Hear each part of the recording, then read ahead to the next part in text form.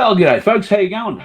Pretty cold night again in Brisbane. Bloody freezing last night, although thankfully I'm not on the water, so to speak. I guess it would have been a bit cooler on the water. I hope wherever you are, it is warm, or you are warm at least. And the wood to keep you warm, if you've got an open fire, isn't costing you a bloody fortune. I can tell you that in Queensland, you can't. We used to get wood by the ton. You buy by the ton. No, you don't. Now they try and sell it to you by the piece. $200 for X amount of pieces. Well, back in my younger days, I used to cut a bit of wood. I was a bit fitter. Thank you, trolls. Yeah, we used to go out every winter, cut enough wood for not just me, but 3 or 4 families. We'd go down to a farm my uncle actually owned down in southwest Victoria that had a whole heap of dead trees. And we'd get ourselves in there, get ourselves having a great day with chainsaws and rakes and axes and splitters and implements of destruction, fill up our 750 kilo trailers with a ton of wood and try and drag them back to Hamilton. Thankfully, in those days, I was the owner of an old HX Premier with a 253 and it could just about pull anything. God knows, love those cars. Miss it all the time. Hello, Aussie Sue. Hello to Starseed, who was in early tonight, and Toxic Q from the house tonight. Nice to see you in. Paul in too. I hope your knees are feeling better. I was on the boat today, and we'll get to that very shortly. So congratulations on work done on the boat, John. And a whole bunch of people have been doing a bit of work on the boat. He's very eager to get it out in the bay. So we'd prefer he went out there and didn't sink it. So we're trying to help in that regard.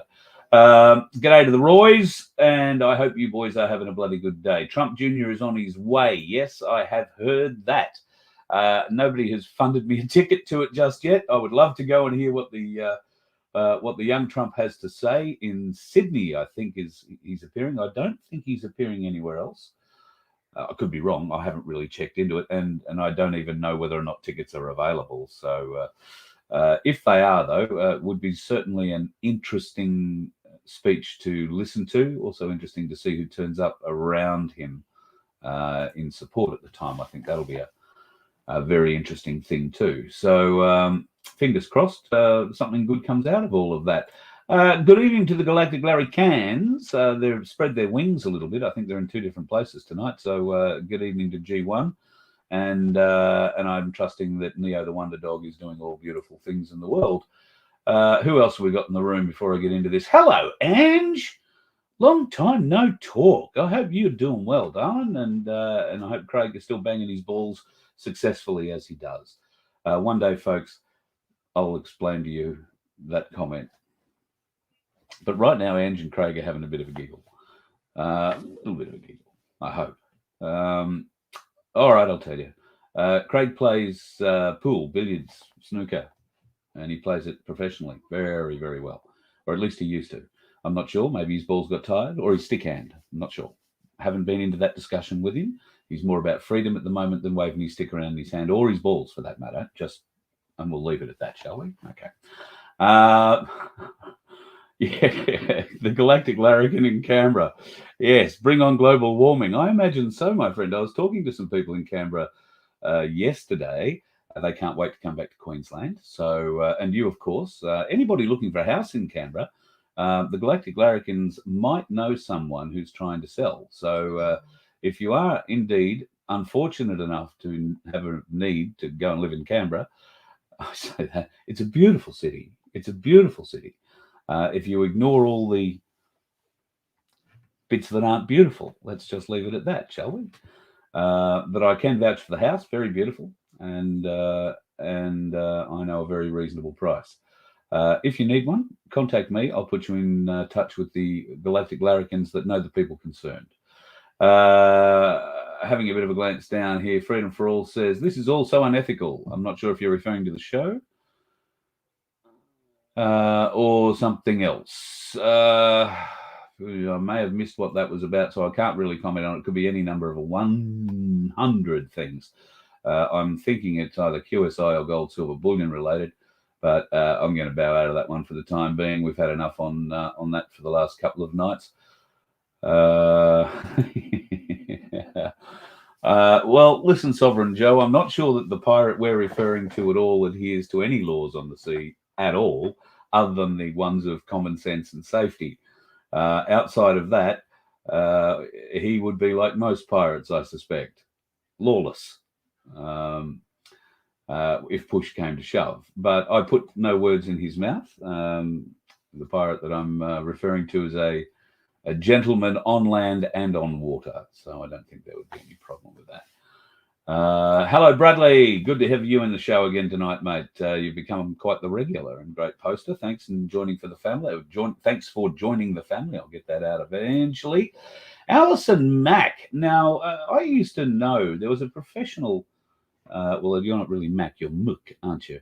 But I used to work with a lady called Ali Mack years ago in the voiceover world, and she wound up living in Guatemala for, I want to say, a couple of years. I think she did come back to Australia. We haven't caught up in a long time. But if anybody happens to be watching and knows Ali Mack, the voiceover chick, tell her I say hi. Silver Girl. Don't you love that? Hey, beautiful, crazy family. That's exactly what we are. A beautiful, crazy family. And if you ask any of those, oh, thanks, Ange. I'm just catching up in the chat. I really hope those laughs have got something to do with what I said about you and Craig. If not, good luck. Sunflowers in the room. Hello. And same to J1, who is floating around as well. Ange is replying. Here we go. Still fighting the good fight. I hope you're well. Laura's great. Yep, things are going well in most parts of our lives at the moment. There's a little bit of court drama that'll be joining us in the near future. And so next month is going to prove to be a little bit interesting, depending on certain events. But I'll bring you up to date should that be possible. It might not be possible because there might be a live court case. So yes, we will discuss that next month as it gets a bit closer. But thank you, Ange. Thank you for asking. And I trust you and the family are all doing well, and life in the Maitland, Newcastle, Singleton area is not too distressing at this time of the year, given how bloody cold it is. Sunflower selling a house in Peregian Springs. I might know some people in Canberra, should they be able to sell their house, might be interested in your place in Peregian Springs, Sunflower. See what we can do about that. Survey phone calls coming out today. Interestingly, I didn't get one today. I did get one about a week ago. I forgot to tell you about government survey on the voice. So I just I didn't participate. Didn't have the time. Otherwise, I would have. Oh, hang on. Craig's in the house too. Craig's in the house. No time for banging balls. We have a war to win. I love your work, brother. All power to you, and you and your lovely wife Ange are at the forefront down there in the Hunter. So thanks for being there, guys. Love you both, and thank you very much for your ongoing support, because I know you're big supporters of mine. So thank you. Really, really appreciate it. And you know you'll get a phone call when we come your way. All right, having a bit of a scan down, seeing if there's anything else here I need to address. No, nothing. All good. All right, well, let's kick it off. Been an interesting day today. In the news world, I can tell you that Russia's been attacked by drones, a drone strike supposedly from Kiev, or Kyiv, or however it's being said this week. All 8 drones were shot down before they were able to do any or much damage. There is some video which I didn't download because, to be honest, I was too busy laughing, of the drone going past. It seriously sounded like one of my model aeroplanes and didn't look too far from it. Maybe it's one of those Australian drones that we sent them, you know, the cardboard ones. At any rate, these didn't get through the Russian air defenses, and that's probably... Well, A, it's a very good thing. B, it's probably a surprising thing, given that these are very small drones. They're not the kind of drones that you would think the military would send, given the American-style drones we're aware of, Predator drones, that kind of thing. It wasn't one of those. This thing sounded like it had a reasonable-sized RC motor stuck on the front of it, or possibly an old chainsaw motor, 50cc, not much bigger, ploughing through the sky at about 200 feet. So not a large target, but it's a largish, small drone. Shot down. I wouldn't think they'd waste a missile on something like that. The missile probably couldn't identify it or hit it. But however they brought them down, it might have been having them run into helicopters. There is some vision of a helicopter, Russian helicopter that's setting flares off very low to the ground. That may well confuse the drones on a course or whatever and make them crash. Apparently, a couple of houses were damaged. No people were damaged. They did evacuate certain areas in certain parts of Moscow. Now, I did fire off an email to the Aussie Cossack, but I understand he's a bit busy at the moment. He may not see it. On the Aussie Cossack, the reason I think he's a bit busy is the Russians have offered him a passport, and that will mean that will give him some immunity to get out of the country. They'll need to fly him from, or get him under a diplomatic pass out of the country. But both he and Mrs. Cossack will be able to return as citizens, I believe, if they're giving him a passport, to Russia, because he has been able to prove that it'll be very difficult for him in current situations, I imagine, to get a fair trial. Given that the most recent trial he had that found him guilty and threw him back into jail, was held without him able to raise a defence, was held without him even in the building. Not that he was hiding from them, he would have fronted. They basically said, you've got to front. But no, the courts took the opportunity when they saw the Cossack's lawyer in the court one day to bring his case forward and essentially railroaded him. That's my belief. A very, very significant issue in our judicial system needs to be asked. And in part, that leads to one of the conversations that I have in the conversation that I'll show you shortly with John. Our judicial system, our police system, our political system are all corrupted, and corrupted at such a level that we are, or we think at least, we are powerless to do anything about it. Well, I don't think that that's the case. I believe that there is a way we can move forward. I haven't thought of it yet, and I'm hoping that you guys are going to help me think of it. It can't be something that I come up with. It's got to be something we all come up with. We all have to do this together. We've got to lift our vibration. I know we hear it in so many ways, places, and times. I know it sounds a bit airy-fairy to some. It sounds a bit, hug a tree to others. To others, it's a very, very simple statement of fact. And if those who sort of raise their nose at it or shy away from that idea a bit could just embrace it a little bit more, all of humanity would improve. If we could do a little less for ourselves and a little more for our neighbour, a little less for ourselves, a little more for our community, then our communities will thrive. We will make big friendships within those communities. We will learn new things. We will invent new ways of doing things. When the patents are released to the public, the creativity that will come out of necessity in our communities will be amazing. But you're going to need help. If you're the creative person in your part of the woods, you're going to need help to put it all together. Because I know from a great deal of experience, while you might be creative in one area, there is no guarantee that you are creative or any good in a number of other related areas. So bear that in mind going forward, that you need to make alliances with your friends, your neighbours, your community, meet new people. And any one of the shows that I do publicly is great evidence that there are people who think they're alone out there, who think that, oh, well, I know that I watch Voice of Freedom and whoever else, Guru or whoever, but, I'm always sitting at home by myself or with my hubby, and he thinks I'm mad or she thinks I'm crazy when it's the husband who's watching. Then they come to an event and they find a couple of hundred people who are just like them. And the camaraderie, the spirit, the uplifting that happens at my place events, particularly that I attend, but it happens just about everywhere we go, is amazing to be part of. And that is the seed I hope to leave in every place we visit. Because we make friends everywhere we go. We don't just make acquaintances, we make friends. Yes, I'm hard to get on the phone. Yes, I have a pile of emails I've still got to get back to. I still don't have a personal admin to try and help me with these things.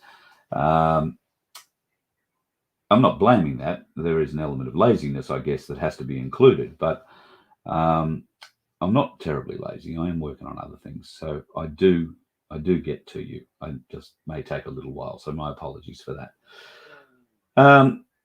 Today, Channel 9 News has been hauled over the coals for a news bulletin on Monday night where one of the presenters said in an introduction to Alba Sneezy at an Adelaide event, spruiking yes for the voice, introduced the story as the Prime Minister was in Adelaide discussing the divisive voice to Parliament referendum.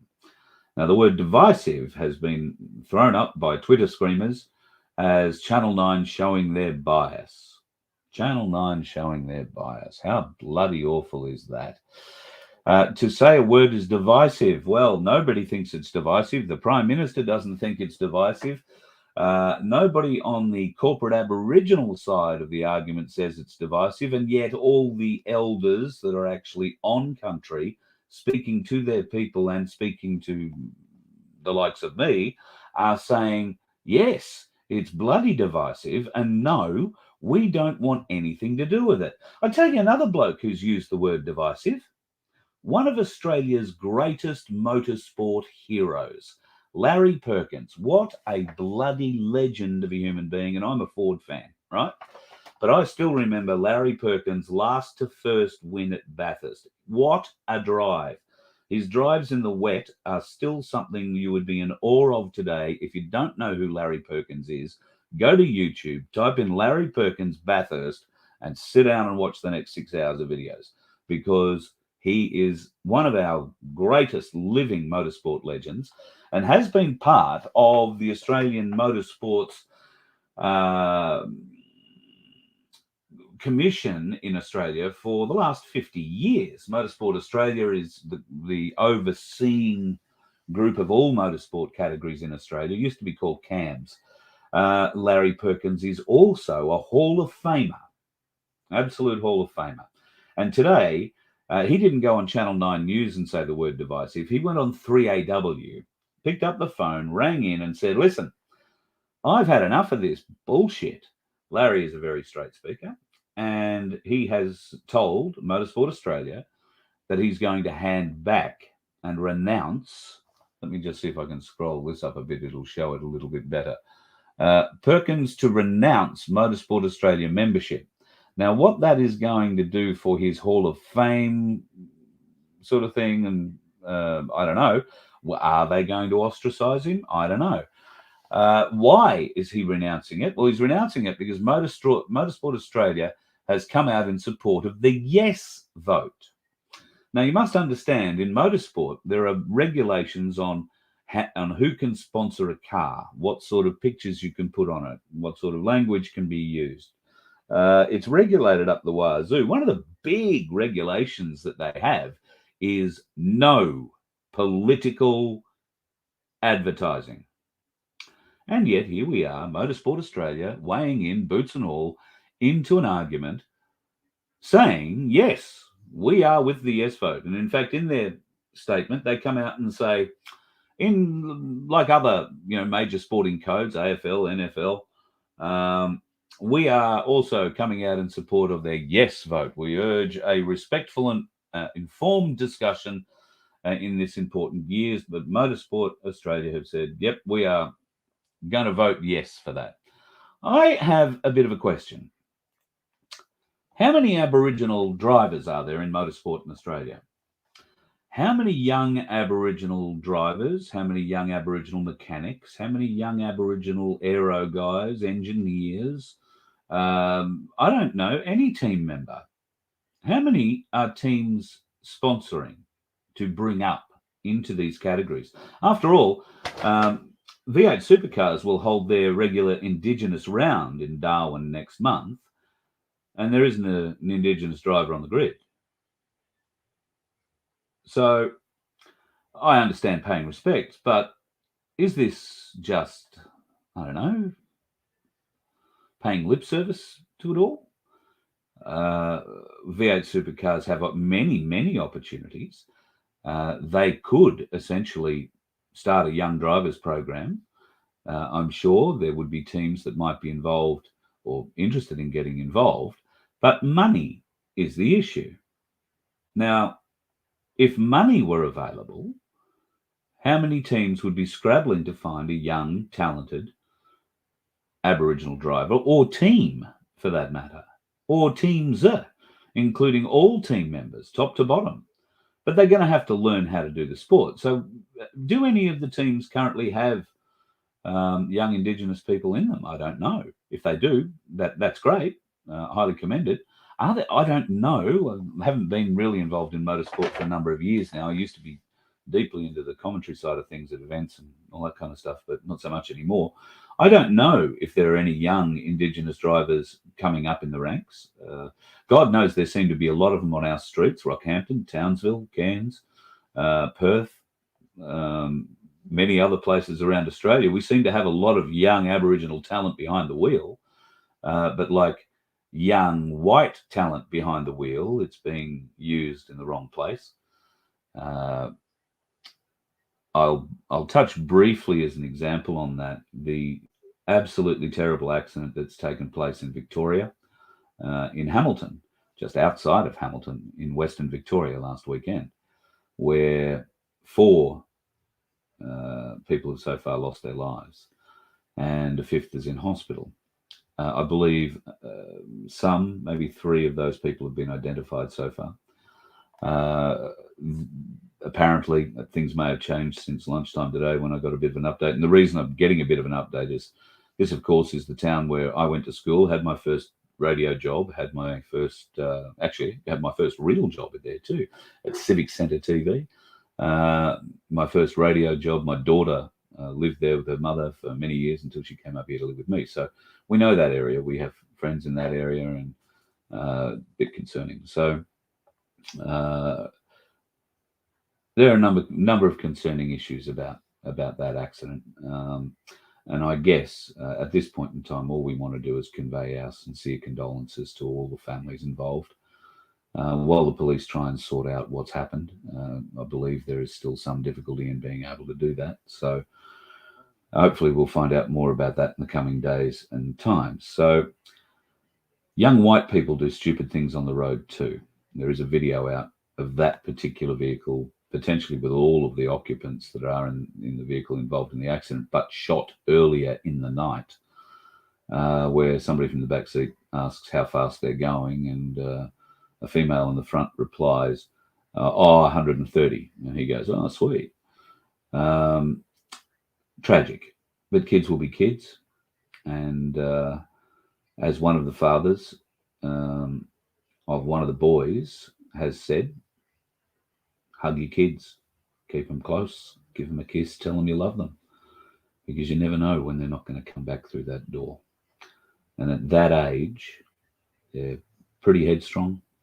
They'll go and do what they want to do. They'll tell you whatever you need to hear to let them go do whatever they want to do. And you've got to give them some trust. Unfortunately, you can give your kids enough trust and hope that they get out of the car when they see some stupid thing happening, but some kids get caught up in the thrill. And there are consequences. Decisions have consequences. So I'd like to see more from the motorsport industry. If they're going to come out and support the yes vote, then what are they doing actually to help young Indigenous youth get a career in motorsport? Can they see a future in it? Maybe that's a great option going forward. We'll have to see if any of them will ask. Yeah, Crunch, you've got a really good point there. And some would argue that there are safe places. In regional areas, that isn't the case. But in Victoria especially, for many years, there wasn't even a drag track. There used to be one at Calder, and I think there used to be one up there towards Bendigo. I want to say at Healesville or somewhere around there. Yeah, I think it was an eighth of a mile track. The Calder track was quarter mile, but there was a huge blow up with Bob Jane many years ago, and he refused the Drag Association any access to the track. They didn't have any other tracks built in Victoria. Drag racing back then was run on the smell of whatever oily rags you could beg, borrow, or in some cases steal. And they didn't have what you would call a large TV following. And the people who were filming TV motorsport back in those days were learning the craft too. So there is a certain way that you build and craft a category, if you like, a series, if you're going to start putting it to TV. And I think in the early days, it was very much dependent on how much TV time you could afford to buy, and whatever money was left for the production. And that meant you had to buy your hour of TV across a network or across one state or whatever it was that you could afford, and pray that you had enough money to actually then go and build the program and make it look good. That hasn't always worked, but thankfully things have improved a great deal. Motorsport today is extremely professional, extremely entertaining, I find, particularly now that they've made some changes in the Formula One world. But by the same token, no cigarettes, no alcohol, and no politics. So where Motorsport Australia gets off falling in line with other supposedly non-political sporting organisations, I'm a bit amazed. Bradley, thank you very much for reminding me. Yes, folks, please hit like. That will only do good things to help me. If you can, well, I don't know what good things it'll do at the moment, because quite frankly, I don't have a channel up that's monetized, I don't think, on YouTube. So they're all down. So whatever channel you're watching me on YouTube, it's not a monetized channel. So there's nothing you can do about that. But likes and subscribes are always good to let people know what we're talking about. And trust me, you're going to want to catch up with what John has to say here. Before I get into that, I want to show you this website. This is the Voice of Freedom website. Now, if you go to vofhq.com and go over to the fourth tab, which says Criminal Trial, that one there. Now, if you click on that, up comes this page, which holds for you the Durham Report, all 316 pages. You might want to take a bit of a closer look at certain sections of this after we've had our little chat with John tonight. I can tell you that it's going to be pretty interesting. And I think you will find most of what John has to say. Well, let me just say this. The Durham Report opens up some very interesting and undeniable areas of fact that have been denied by the trolls, the media, and everybody else for the last 6 years or more. He has delved into every part of the investigation into the Russian collusion scandal and has been able to find exactly where it started, exactly who was involved, and exactly how everything related to it played out throughout the interagencies.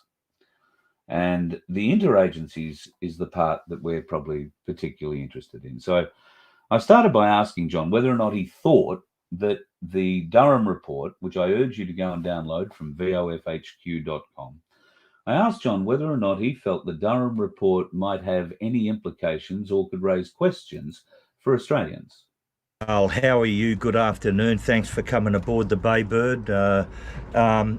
Durham Report, mate. It's a mind-blowing document, mate, and it has now confirmed nearly everything and more that we've known those of us who've been following closely all of this illegal activity against President Trump now for 3 or 4 years, we now it's all been laid bare. But there are big implications for Australia, in my opinion. Big implications. Would those implications start with Alexander Downer? Because my memory of this whole shit show, is all we can really call it, regarding Donald Trump, is a conversation between Alexander Downer and George Papadopoulos in a bar in England, and from there the information has been disseminated back through, I can only guess, intelligence or political channels back to the USA, and from there conflated into all things anti-Trump, thrown up also at the same time as the Steele dossier. I think that Alexander Downer has some questions to answer. Would I be fair in asking that? Oh, you're right on the money, Carl. Look, where did all of the Russian collusion, hoax and lie, where did it all originally start from?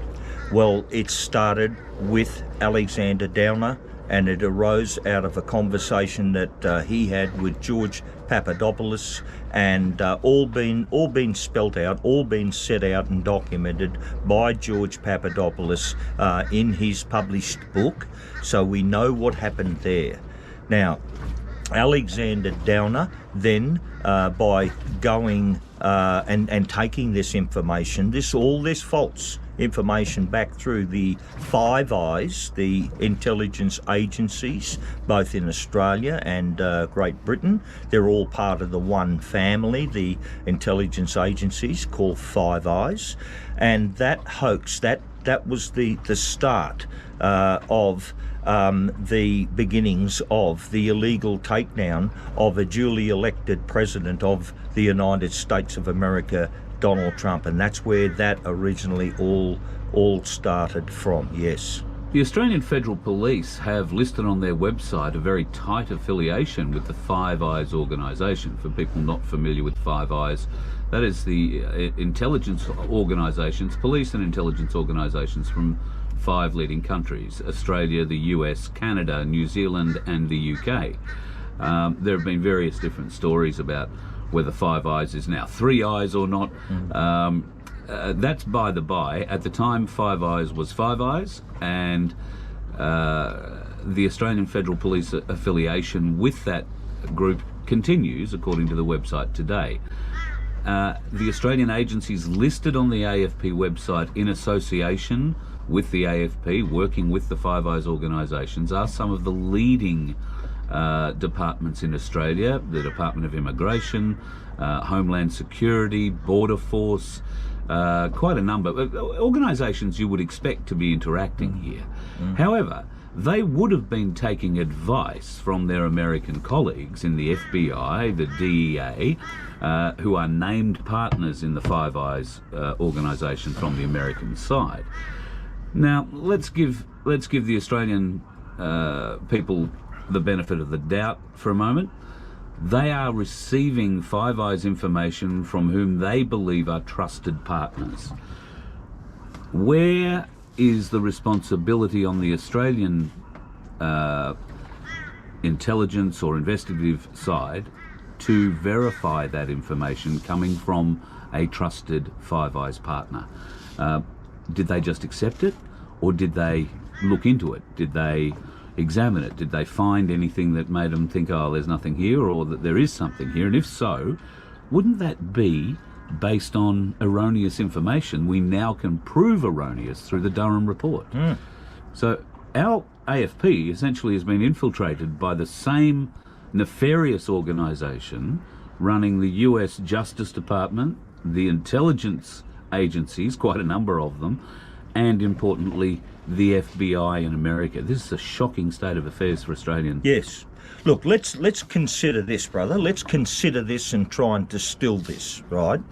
the John Durham Report now is laid bare. There's no argument over this. This guy has done a magnificent report that has been hailed as a truly independent and thorough report from both sides of politics. You got me? Yeah. So now he's laid bare, right, how institutionally corrupt, right, the Federal Bureau of Investigations, the CIA, and just as important, the United States Department of Justice. You got me? Yeah. So he's laid bare. He's saying he's evidence that they have fabricated evidence. They've consistently lied to judges so that they can get surveillance orders, and they then, that we now know, they signed letters to say that, 50 of them to say that Hunter Biden's laptop was Russian disinformation and so on. I mean, the entire institutions Durham has laid bare are rotten to the core, and those are the Central Intelligence Agency, the Federal Bureau of Investigations, and the United States Department of Justice. So, that's our starting point. We now know that.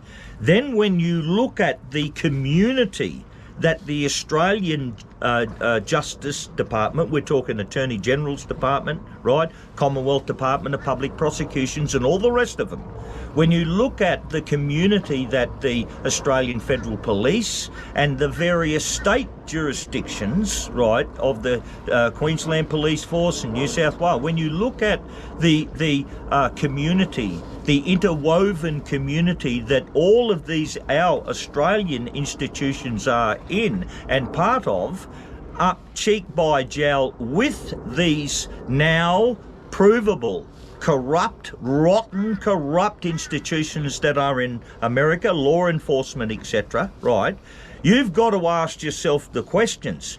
Has the Australian law enforcement institutions, have they been infected? Do we have a criminal infection inside of our law enforcement, inside of our state police forces? Do we have an infection with the Australian Federal Police? And also, do we have any infection within the Attorney General's Department, the Commonwealth Department of Public Prosecutions, etc.? Now, these are very, very heavy-duty questions. And when you start looking at some of the evidence here in Australia, right, look, I'm not speaking out of school when I say that within the freedom movement there are now dozens and dozens and dozens of us who have, and how all of us have been dealt with by the police and the court systems. And we know it's rotten. We know already on the streets. I mean, I personally was not even allowed to give my defence but in a magistrate's court. He ran out the court. He wouldn't allow me to give a defence. And I was convicted on the basis of offering no defence.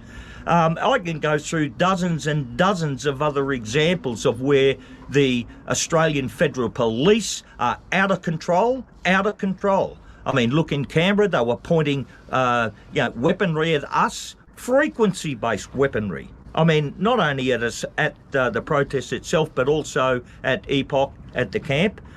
We've got many other examples, of where these police forces have been engaged in what can only be described as psyops.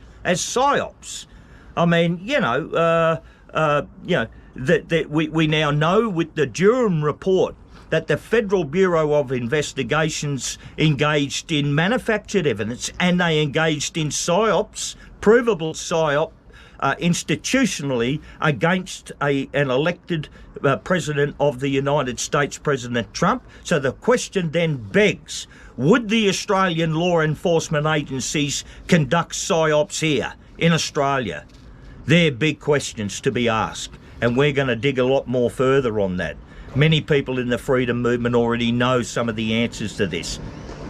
This is one of the biggest questions arising out of the year so far, particularly for Queenslanders. There have been 11 state-sanctioned shootings of people so far this year. Queensland is highly represented.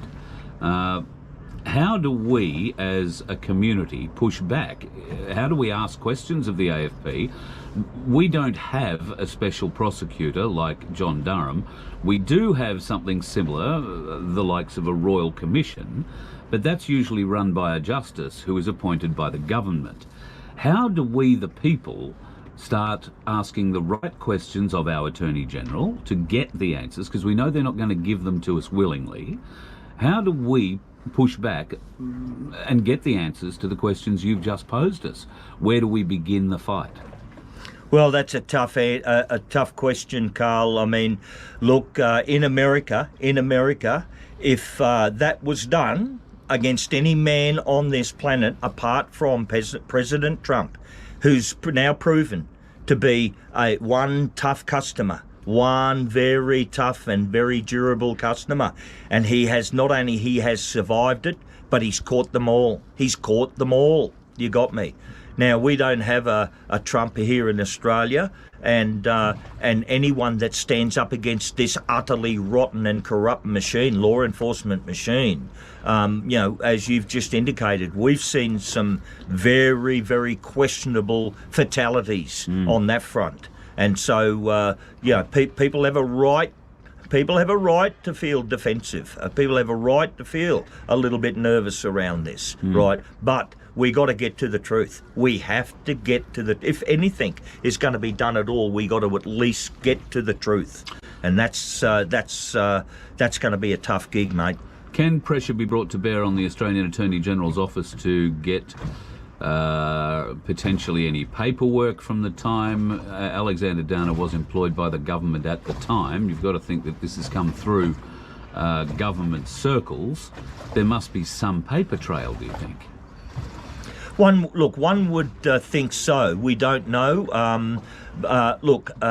Any and all efforts. I don't think there's one single pathway, that's going to cure all this. But I think, every effort should be made to claw back, what evidence is out there, what information is out there, so that we can, do our own and satisfy our own research here in Australia. But the John Durham report, mate, has opened up some huge allegations, institutional allegations against the CIA, the FBI, the Department of Justice. You have a look how close our institutions work with all of these institutions. Have a look, they work cheek by jowl.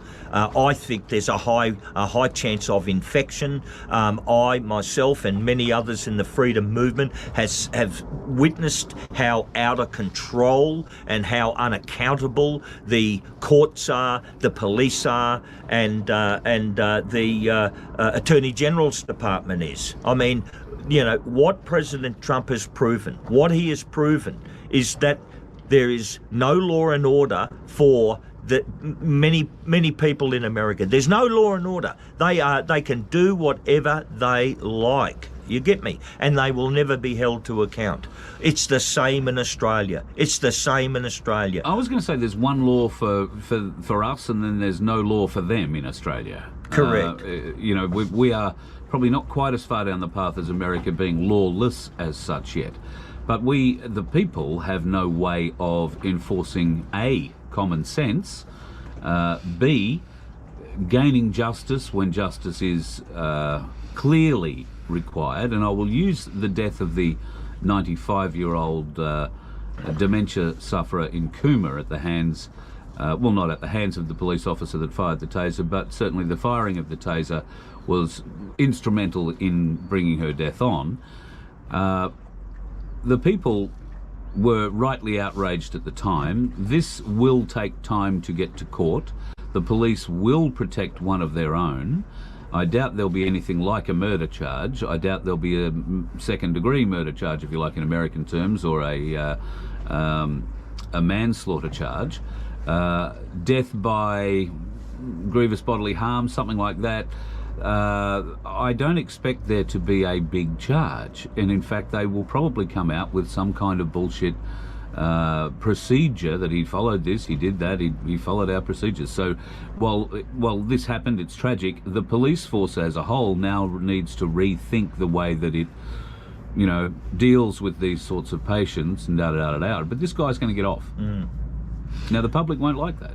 That's not justice. No. Look, you know, we're becoming very, very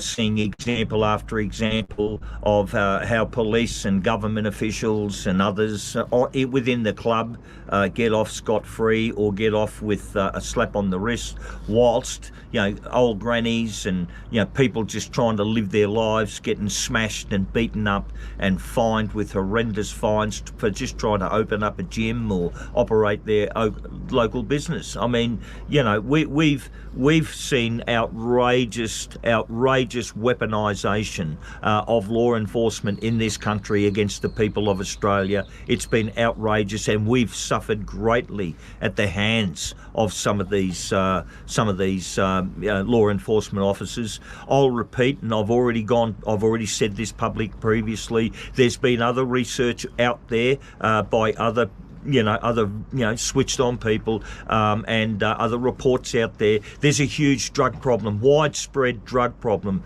a chemical drug problem inside all of the Australian police forces, Queensland included, up here in sunny Queensland, but all of them have a major drug problem. Look at their police union. They're so weak. They're so weak in protecting their members, right? They've abandoned their members. You've got a huge drug problem in amongst the officers trying to get through the day and trying to handle the stressors of the job. But every time, I mean, look at how many hours per day they sit in these police cars, surrounded by electronics, surrounded by all these high frequencies being pumped day and night with all these frequencies, radio communications and computing and everything else. The whole car's full of them.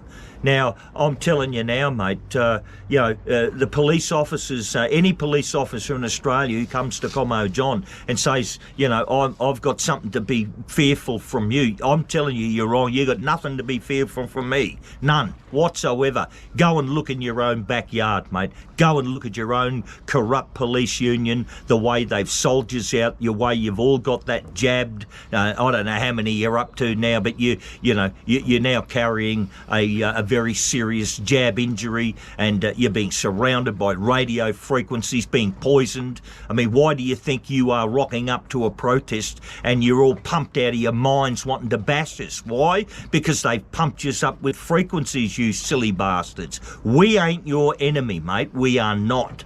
I can tell you now. But if you don't clean this infection that's inside of the Queensland Police Service and all these other state police services, and also the Australian Federal Police, who once were a very honourable organisation, the Australian Federal Police. They used to be affiliated to the Canberra Trades Hall. They had 2 delegates to my council down there, and I had a great working relationship.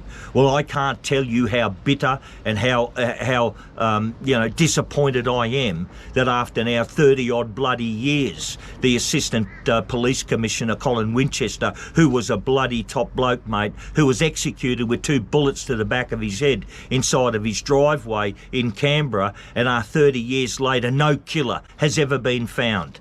Another bloody alleged killer was charged and convicted. David Harold Eastman, he done 20 years in jail, got out, given $1 million and given a non-disclosure agreement to shut his mouth. But still to this day, Australia's highest-ranking police officer was murdered in his driveway, and still no one has ever been held accountable. And you telling me that the police in this country don't get involved in psyops? I'm starting to be a little bit concerned. I travel around a lot of states and watch a bit of TV in those states, and happen to see the odd TV or radio commercial, particularly in the car, you hear them a lot, for police recruiting in New South Wales, Victoria, Queensland predominantly. Now, I wonder about the mindset of a young person, or even somebody of middle age who's applying to become a police officer today. I wonder about their mindset, because to my way of thinking, the respect that the police have had through the vast majority of my life from the vast majority of the community has been eroded almost totally, and I think irreparably, during the last 3 to 4 years. What is the mindset of someone applying to become a police officer today? Are they already geared up, ready to accept the mantra, we are the power, you will do what we say? And surely we have good police inside the ranks of everywhere. Why aren't these police doing their duty and arresting the officers who are putting out illegal orders, who are making illegal decisions, are unlawful decisions? I understand it would be difficult for a lowly police officer to stand up and fight a senior sergeant. But I also, and I've had this conversation with a young police woman who is getting out of the force after 2 years. She doesn't like it. It's not what she went in there to do or to be. Now, her biggest problem with the force is that if you do find something wrong somewhere, you don't know who to take it to. She's seen it, she's seen corruption in the ranks, but she doesn't know who to take it to, because if she takes it to the wrong person, then she could wind up in a whole heap of shit too. So, so the good police are just saying, I'm going to get out. We need to get these people together, because they are obviously of a moral persuasion when it comes to the decisions they make in their professional duty. They're the kind of people that we want. Yeah, look, Carl, I've worked in many big organisations in my, in my life. Now, when you have a big organisation that has great values and good leadership, what happens is this: is at the recruitment end, if the wrong person is recruited, right, at that end, if a mistake is made and they come in, and then their values and their conduct does not fit the organisational expectations, then corrective action is taken to correct that person and bring them into compliance, into line, and to make them a valuable employee, right? Or they go, or they just say, look, sorry, let's cut ties, goodbye, you don't fit. Right. Now, when you have an organisation that is, rotten, that is corrupt, okay, and it holds those values, what happens is that when you recruit and any good people, any decent, honest, good people, when they come into the organisation, they just don't last. They don't last because the organisation does not want those values and that that decency within their ranks. They don't want it, so they expel you. They do it quietly. They do it in all sorts of nice ways, but they do it. In some cases they bribe you, but it's also been known. I mean, there are police forces around the world. I mean, Italy, America, Chicago, where good cops have been shot. They've been shot, and which is why I raised the question about the Assistant Police Commissioner in Canberra, and him being executed. I knew Colin Winchester. I knew him from Trades Hall Council. He was a bloody good cop, and I wish there was more of him in the ranks of the AFP. Now, he was executed. He was murdered. That's all out in the public. Why? Why was he murdered, and who fucking did it, and why after 30 years has the killer not been fucking caught? That's my question. So the AFP certainly gone to sleep on that one, we have to say. We are very concerned about their close association to the Five Eyes Agreement and all of the, as you put it, infected agencies involved from the American side of that agreement. I think we could also safely assume that the infection is broader than just America. I think we can assume that it is deeply into Canada, the UK, New Zealand and Australia. how do we push forward? So what is our plan? Do we start sending letters to the Attorney General asking for details on Downer's placement at that time and any communications that were Carl, sent? I think at this stage, the Durham Report is literally only been released for a couple of weeks. We don't. Very first thing I would say to all your audience out there, is wrap your mind around it. Wrap your mind around not just what he said, but the implications of it. Go to the AFP website. Have a look at the weaving together of law enforcement, of judicial systems, and how they've got this like a family. And I mean, if you have the one group, the one pond of law enforcement, and someone comes and does a big shit in the bunch, I mean, you get me. Yeah, not good. It's not good. I mean, we've all got to drink out of that punch bowl. And if you've got an utterly corrupt at its highest levels, the FBI at its highest levels, right, rotten to the core, and they come and drop a big corrupt, piece of shit in our punch bowl. You get me? Yep. What are the implications of that? Because we're all drinking from that. And if shit information, shit intel, political intel, and all this sort of stuff, and if it's also been laid bare that they interfered in a presidential election, right? The law enforcement tried to take down a United States president, duly elected, and Australia, early days, at its infancy through Alexander Downer, were the ones who started it off. This is dynamite. This is dynamite. John, thanks for joining us on the Voice of Freedom Thanks, Carl. tonight, mate. It's thank you for having us on the boat. You've got a beautiful little outlook here and a lovely little place to sit out and catch the breeze. A few rays on a summer's morning, and trying to stay warm out here on a cold winter's morning, I imagine, could be a bit of fun too. But thanks for having us on board. Pleasure. Well, there you go, the man himself, the gentle pirate, let's call him.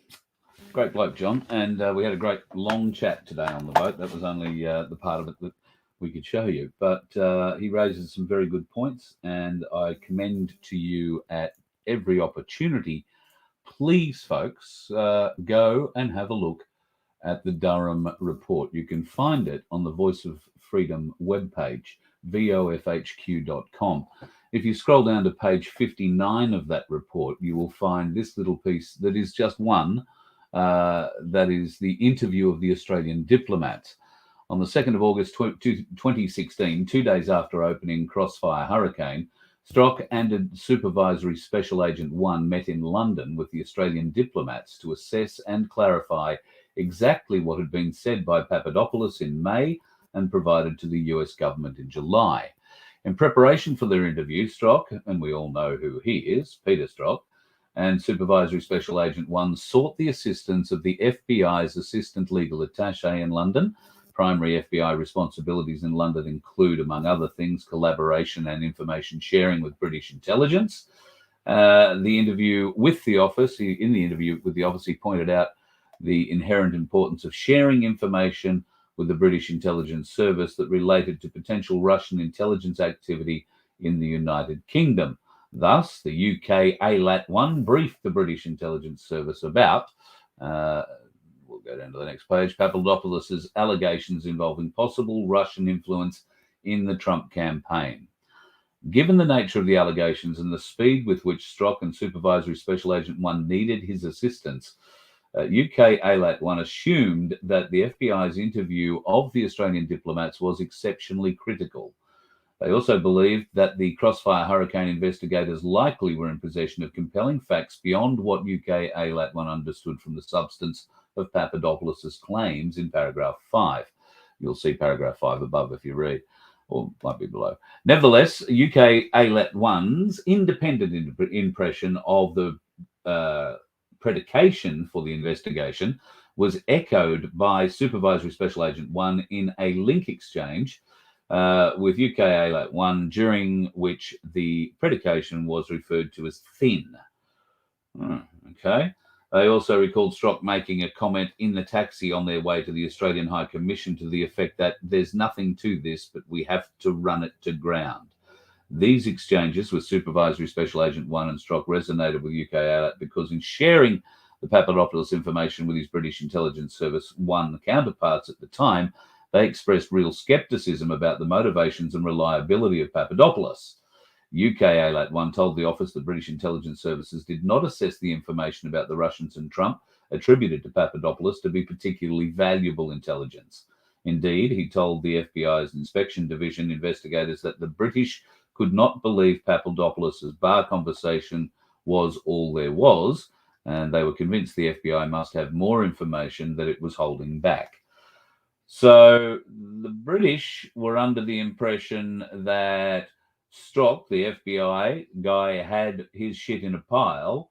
Strock made it quite clear in a conversation that there's nothing to this. It's where he says it apparently. Nothing to this, but we have to run it to ground. Of course, we know this conversation took place, when did we say? In May, I think, is when the meeting happened and UK was advised. However, the Australian government didn't tell the US about it until July. Okay, so interesting. How, if the UK government felt the way that it did, or the British intel services felt the way it did about the information that Papadopoulos had received coming from Downer, why is it was pushed so hard in the following months? That's my first question. I would also want to share with you another website. This one is also a fairly interesting one to go and have a look at. This is the Five Eyes Law Enforcement Group. Now, bear in mind, we're just talking about the FBI's involvement there with the case referring to Alexander Downer, George Papadopoulos, leading to the Steele dossier, or alongside of the Steele dossier. Let's have a look who the Five Eyes Enforcement Group is all about. Now, the FLEG is made up of the following agencies: the Australian Criminal Intelligence Commission, the Australian Federal Police, the New Zealand Police, the Royal Canadian Mounted Police, the United Kingdom National Crime Agency, the United States Drug Enforcement Administration, the US Federal Bureau of Investigation, the US Immigration and Customs Enforcement Homeland Security Investigations Division, and the UK Counter-Terrorism Policing Mob. So, from what I can see there,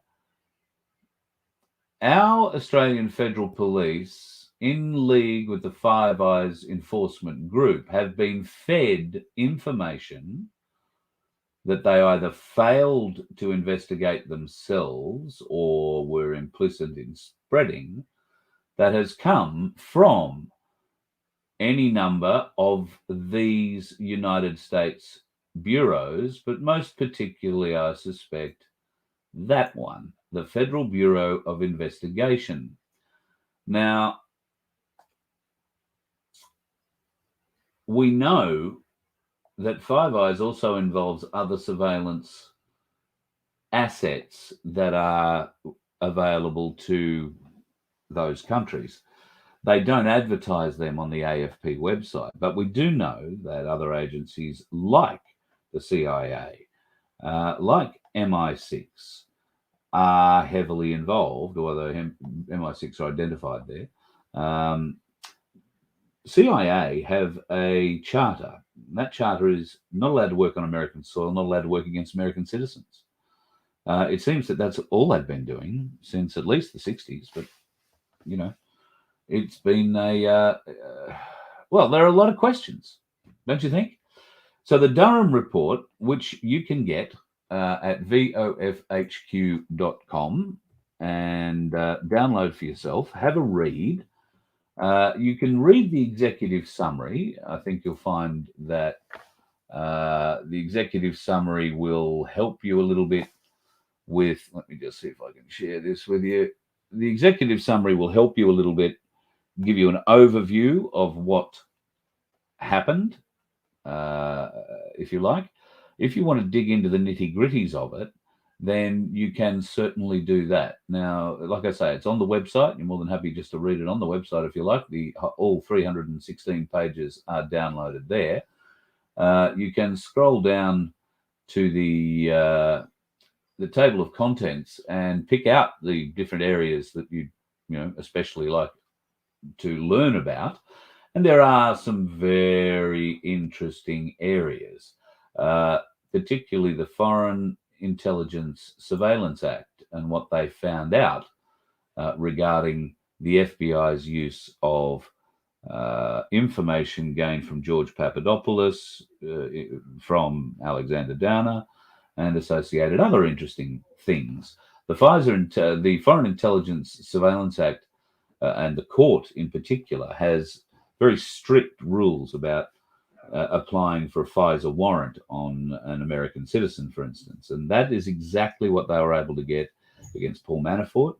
And there was one other they got one against. And it is believed that under seal, or it's alleged that under seal, there is another one that allowed them to bug Trump Tower once he'd announced he was going to run for president. I haven't seen that bit in the report, but then again, I haven't read the entire report yet. There are some interesting headings under here, the Foreign Service Intelligence Act. So you can see that there are a number of headings. The introduction here is broken down to 1, 2, 3, A, B, C, D sections.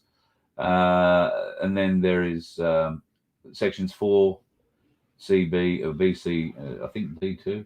Yep, there's D. That's the Carter Page. They break down all the investigations and how they did that with Carter Page. They illegally used the FISA application. They lied on the application, and they knew they lied on the application. How much of this information was being sent to our AFP? And how much of it did the AFP look at and say, oh, we better investigate that? So I think there are some questions. I think there are lots of questions that need to be asked. Yes, I know. They have ways of getting around the rules by getting the British to do certain things, yes. And I'm sure that is going to come out in further investigations. Looks like Christo's backing me up there. That intel about Trump Tower being bugged, absolutely correct. Yep, Trump Tower was certainly bugged from the time he announced that he was running. It's why he had to get out of New York eventually. And it's also part of why Mar-a-Lago has been set up essentially as he called it, I think, his version of Camp David. It's, I think, probably been run as the commander-in-chief's place of business for the last few years. That's probably the best way of describing it. Gee, Daryl, I don't know about this. We definitely need a taste of what war would be like to take out some buildings. Well, one would argue that the Australians have never had to fight for their own country. We've gone off and fought for many other people's countries, but we've never had an invader on our doorstep, other than, back in the 40s, I guess the Chinese were bombing northern parts of Australia. The Chinese, I beg your pardon, the Japanese were bombing northern parts of Australia in the 40s. But was there a serious invasion force? Could they have fought off the crocodiles, the flies, the mosquitoes, the heat, the humidity, and everything else? Although there was a plan to give away the northern part of Australia to them and only fight for Rockhampton South, if you can believe that. Draw a line from Rockhampton across the country, they're going to give that to the Japanese. All good. Didn't quite work out that way, thankfully. But Australians have never had an invading force on the ground fighting us. And I wonder how we would stack up. I wonder what would happen. There'd be a great, huge group of people who'd wander out there and try and push the hug a tree message. And I think they'll probably be put against the tree and shot. I don't think it's going to work. Yes, Mar-a-Lago is in fact the ultimate or alternative location one. You're right, Ivan, 100% right. I would highly recommend, folks, that you come to vofhq.com and have a look at the depth of the investigation that Durham has gone into. The depth of it is absolutely staggering. Just have a look on the page here. Prosecution decisions. The Kevin Kleinsmith case. They go into the statements made to the FBI regarding the Steele reporting, the FBI's receipt and dissemination of the Steele reports, as in the leaking of all those reports, the Yahoo News article, the use of Steele reports in the Page Pfizer applications, the illegality of all of that. If you don't know who Igor Danchenko is, then there's a whole great story about good old Igor, who was a Russian citizen but living in Washington for many, many years and was some sort of political activist there. I beg your pardon, he was an American living in Washington, but wound up disappearing, and they believe is back in Russia. Could it be one of those Americans kind of stories? I don't know. The certification of the Pfizer applications, the Alpha Bank and the Vodafone allegations, the factual background of the Alpha Bank, Sussman. Oh God, that Sussman story is a big one. Sussman's meeting with the FBI, the way that the Alpha Bank, the Sussman story comes out is in such minute and exquisite detail that you are left in no doubt as to how this whole thing weaves together. The Durham Report is long, I grant you that. But I can tell you, I have read a couple of hundred pages of it so far. You don't have to read it all in one sitting. It can be quite distracting. You'll notice that, these lines are at the bottom. You might only have to read this much of a page, right? Because here are all of the documents they've used to back up what they've said in the previous statements, and you can go and check out all that. It's all referenced, cross-referenced. So yes, this is why you'll see, half a page of information, and then this is how they found all that, and this is what they used to investigate, and da-da-da. So that's essentially how you can go through the report. It's not intimidating when you look at it like that. 316 pages turns into 100 pretty fast. So I would commend that one to you folks to go and give that one a look at your earliest opportunity. Now, I did say we were going to talk about a couple of other things here tonight, and let me just scroll down so that I can bring them up. The first one is a little bit of space station fakery.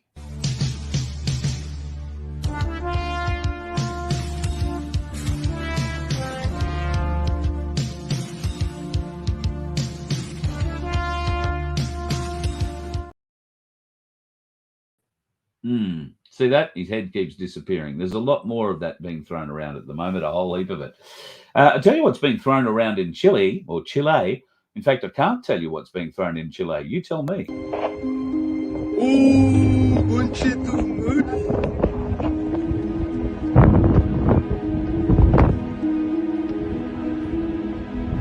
Cuando vuelva la luz, va a volver a explotar.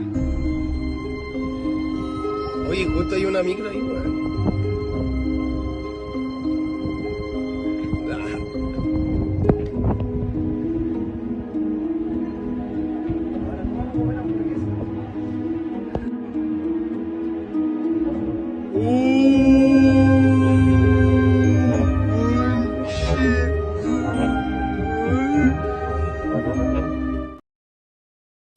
All right, so what are we looking at, do you think? Some kind of energy weapon from space, some kind of solar weapon, some kind of trick of the light, some kind of CGI. I will say the zoom in on the car or vehicle, whatever it was that seemed to be struck,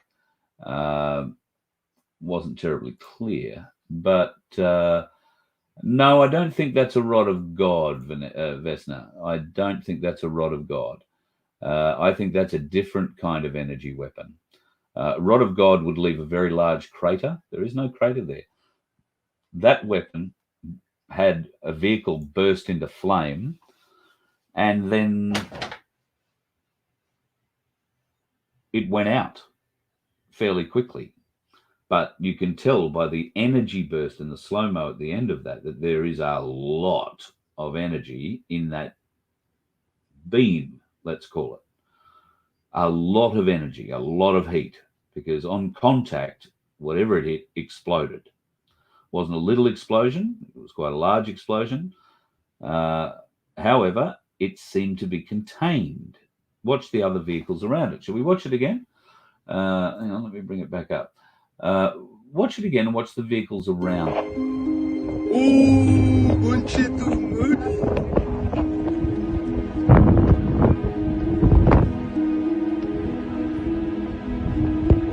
la luz, va a volver a explotar.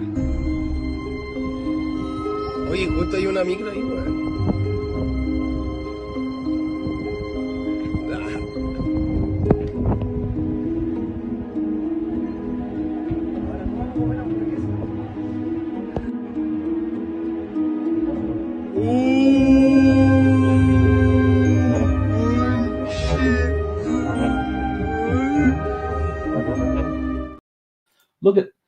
Just look at how that vehicle